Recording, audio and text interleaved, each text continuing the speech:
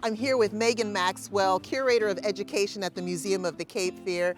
Megan, you actually have a house on this property, and that's not really usual for a museum.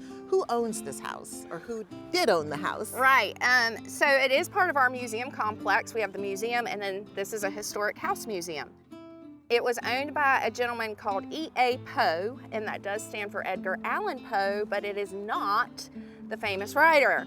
Our Mr. Poe owned a brick company in town. He was a local businessman, politician, and this is the area of Fayetteville called Haymont, where a lot of the local businessmen were building homes right around the turn of the 20th century here in Fayetteville.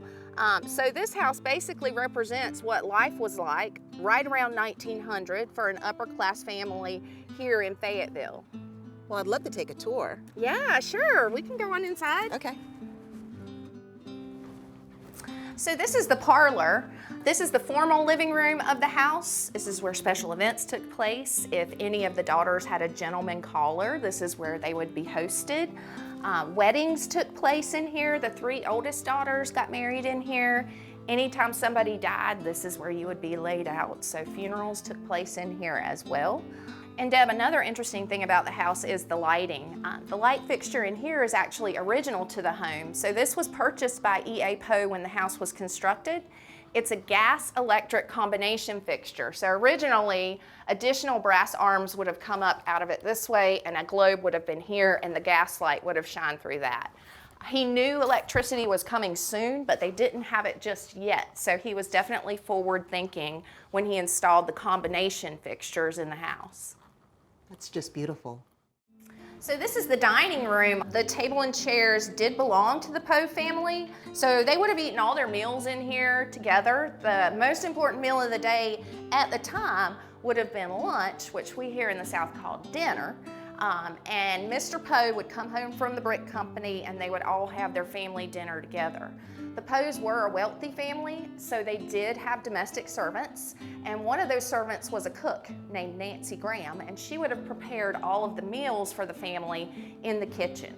So Deb, this is the nurse's room, and the Poes were a wealthy family, so they did have domestic servants, and in the South, domestic servants are primarily going to be black. In this case, Jenny, who was a nurse, or what we would call a nanny for the family, was a young black woman. This would have been her room, so she had a separate room and lived with the family right next to the nursery. So her primary job would have been to take care of the children in the nursery.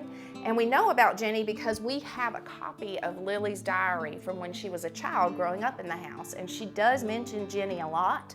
And we found this photo in one of the family photo albums. So it is a picture of Jenny here, and then this is Nancy, the cook, who I mentioned in the dining room. You've been able to preserve so much and capture so much of their story and the history. It's really fascinating.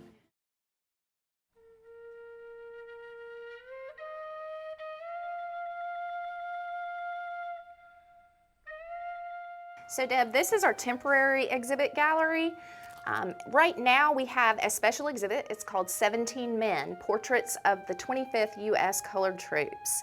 And the significance of this exhibit, these portraits were done by Shane Davidson. She is a genealogist and illustrator. She discovered a photo album when she was doing a family tree for a friend. The photo album was only about this big, and it had these portraits in it, 10 types and ambrotypes of these 17 men who served with the 25th U.S. Colored Troops. To honor them, she created biographies and also these life-size portraits that you see here in the gallery.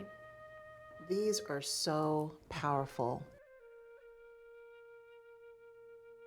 The Museum of the Cape Fear Historical Complex is at 801 Arsenal Avenue in Fayetteville, and they're open Tuesday through Saturday from 10 a.m. to 5 p.m. and Sunday from 1 to 5. To find out more, give them a call at 910-500-4240 or visit them online at museumofthecapefear.ncdcr.gov.